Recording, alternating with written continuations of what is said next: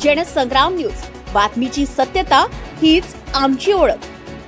वर्धेत महात्मा गांधी यांचे 5वे पुत्र भारतीय स्वातंत्र्य सेनानी जमनालाल बजाज यांचा पुतळा हटवला। महात्मा गांधी यांचे 5वे पुत्र व भारतीय स्वातंत्र्य सेनानी जमनालाल बजाज यांचा वर्धा चौकामध्ये असलेला पुतळा काल दिनांक 7 ला रात्रीच्या अंधारात हटवण्यात आला। जमनालाल बजाज 1989 ते 1942 चे एक प्रमुख भारतीय उद्योगपती होते, तसेच समाजसेवक व स्वातंत्र्य सेनानी होते। ते महात्मा गांधीचे 5वे पुत्र म्हणून त्यांना मानल्या जात होते। 1920 मध्ये त्यांनी बजाज समूहाची स्थापना केली व असहयोग आंदोलनात भाग घेतला होता। इंग्रजांनी त्यांना दिलेली रायबहादुरी पदवी त्यांनी नाकारली होती। ते महात्मा गांधी यांच्या खूप जवळचे अनुयायी होते।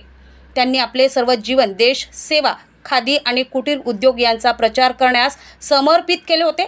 1926 मध्ये त्यांनी बजाज उद्योग समूहाची स्थापना केली आणि भारतीय स्वातंत्र्य संग्रामामध्ये सक्रिय सहभाग घेतला होता।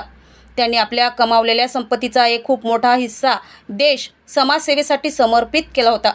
त्यांनी अस्पृश्यता निर्मूलन व हिंदी भाषेचा प्रचार आणि ग्रामीण विकास यावर महत्त्वपूर्ण योगदान दिले।